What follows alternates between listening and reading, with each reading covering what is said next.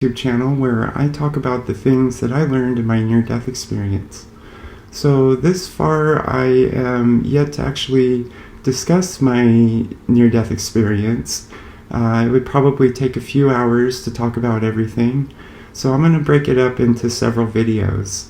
So this morning I'm going to be discussing what led up to my near-death experience. So when it happened, I was going through kind of an existential crisis. I'm a acute leukemia survivor. I've dealt with serious illness for half my life now, about 18 years. And when the near-death experience occurred, I was working in the emergency room, and I was in an abusive relationship but didn't even know it. So the stress of that relationship was weighing on my adrenal glands. Your adrenal glands produce your stress hormones.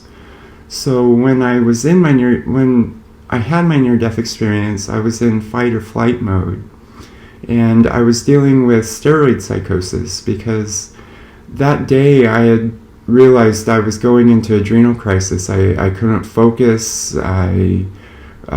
For like 2 hours, I knew that I was having an adrenal crisis, and I knew that I needed to take my hydrocortisone. And even though it was right near my bed, when I looked at the bottles, they just made no sense to me. So I didn't know which one was which or how much to take or anything. And my girlfriend was laying in the bed right next to me, and I couldn't even tell her what was wrong.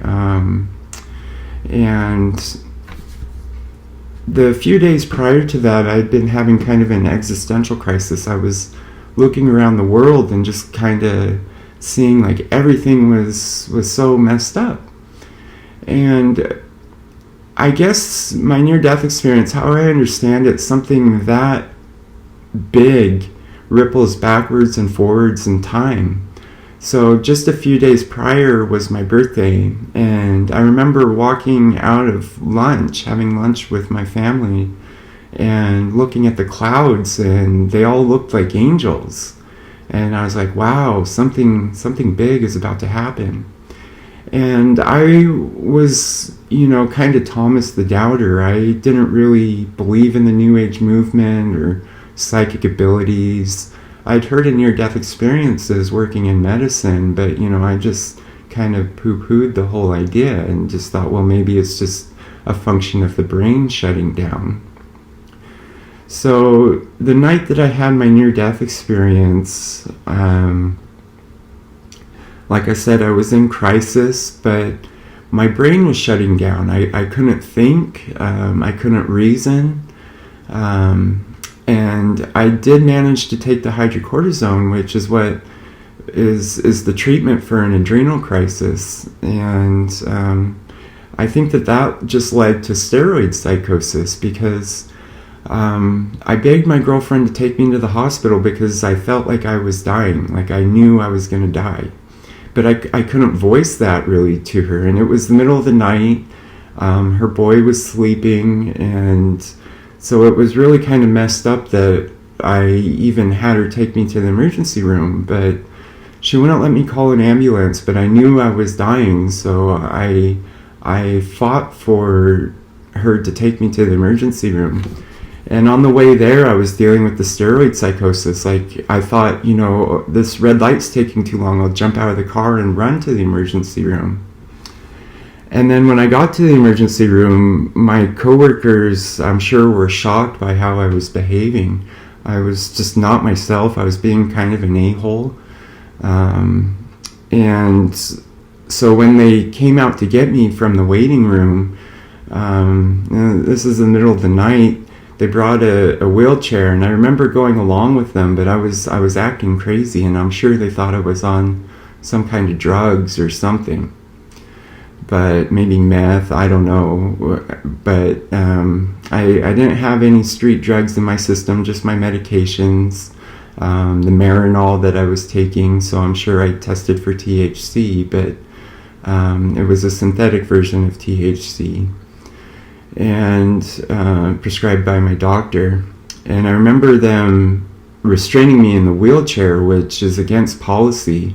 And I was fighting against them the whole time because I didn't want to get restrained. But yet it was like my brain was shutting down. I couldn't explain to them that, hey, I think I'm dying, and voice it in a way that they would appreciate it. So I was struggling to get help. So they brought me back to the psych room, and this is where I work, and my coworkers. And I remember them asking me to get up to the bed, and I don't remember what happened, but I remember struggling. I remember trying to spit on them. I was just being a huge jerk. And again, this is not me. This was, from the steroid psychosis, or maybe part of the adrenal crisis. Maybe my brain was actually shutting down. But so they got me on the gurney, and I remember them fighting to restrain me. And going through cancer, part of the side effects of the steroids is they destroyed all my joints. So I can't really raise my arms above my head. And I remember them fighting to get my arm above my head, and it was so painful. And so they finally got me restrained, but I remember a police officer also handcuffing me to the gurney. And again, that's against policy. If you're already restrained, you don't handcuff someone as well. I mean, it's a risk to their health. But so anyway, I remember just feeling like I was dying, and I remember, trying to lift my head. I remember calling for help. None of the people working in the emergency room that night were any of my friends. It was kind of people that I didn't really get along with. So I remember looking for someone who maybe would understand what was going on with me, because I couldn't explain. I remember when they were restraining me, a doctor coming in, and I was like, why are you doing this? You're a doctor. Why aren't you helping me? And I just didn't understand, And so anyway, excuse me. I remember getting to the point where I couldn't even lift my head. And I remember thinking, okay, I'm dying, but I couldn't, and I wanted to say a prayer, but I couldn't even think of a prayer. And so I was trying to think of things to keep me there, to keep me awake. So I was thinking of things that I liked. I remember thinking, okay, my BMW, my new MacBook, the new TV I got, my girlfriend, trying to think of things that would keep my brain going. And finally, I got to the point where I just couldn't struggle anymore. I couldn't even lift my head or call for help. And they were leaving me alone because I guess they were trying to wait for me to calm down. But I was left alone in that room, and I was so scared. And I remember thinking or yelling, I'm smarter than this. I'm smarter than this. I'm like, how can I get out of these restraints? How can I get out of this handcuff? I'm smart enough to do this. And it was really embarrassing because for whatever reason I was pulling down my pants and exposing myself. And they have a camera in the psych room, so they were seeing all this. And these are coworkers, so it was horribly embarrassing. But so finally I got to the point where I couldn't lift my head. I couldn't really think anymore, and I remember thinking that I needed to find some peace.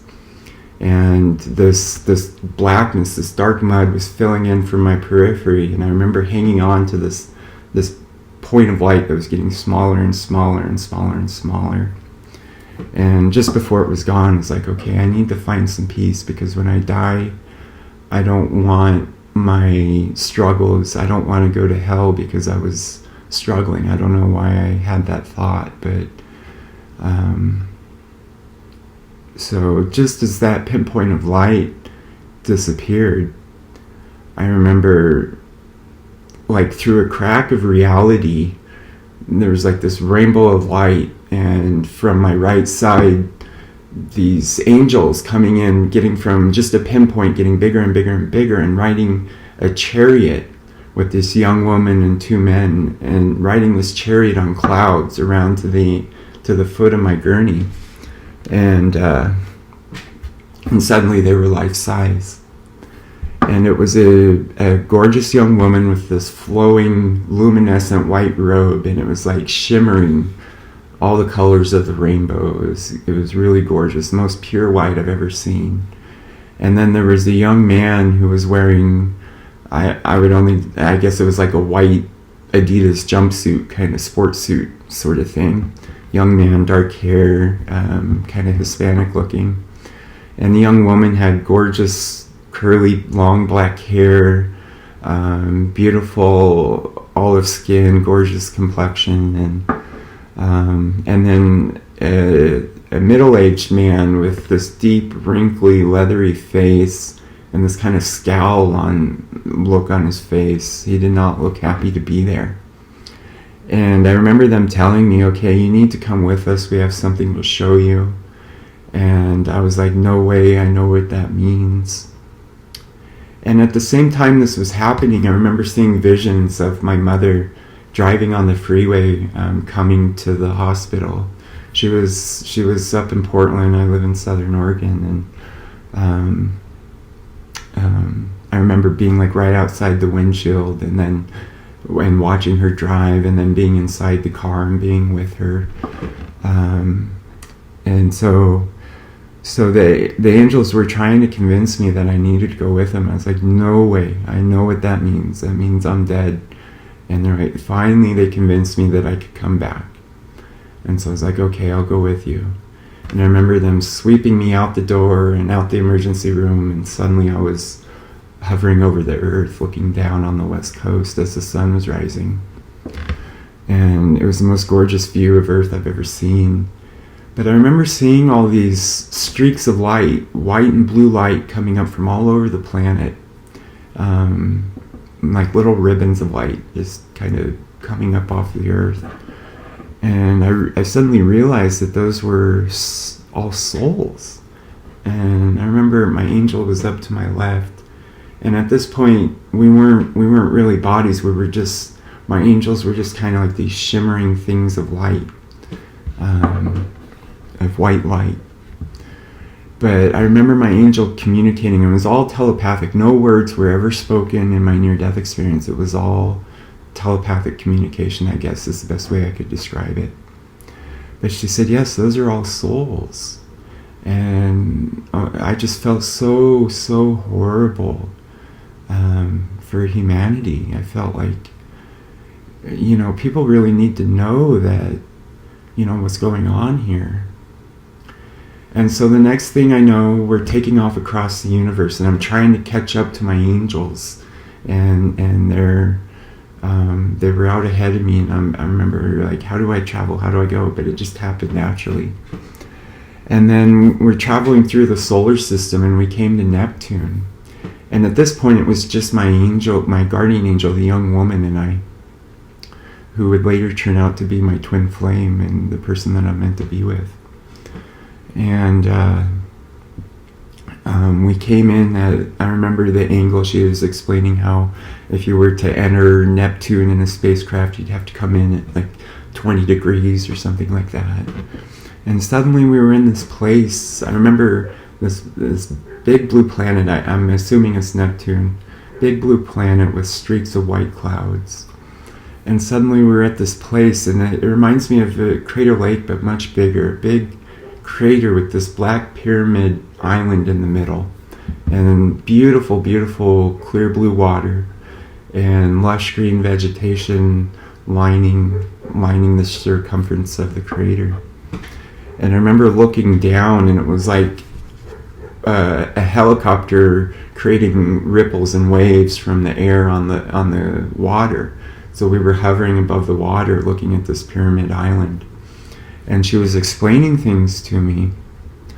And I remember this was the only point that her shimmering gown of white light turned into this simple hand-woven wool-type material. And it was like maybe something a slave would wear in the time of Jesus. And that was when she got real with me. And I remember her just getting real with me and being like, look, this is what's going on.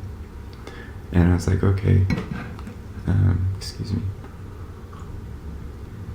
But so the next thing I know, we're shooting off, and we're on this soul. I guess it reminded me of like a soul highway.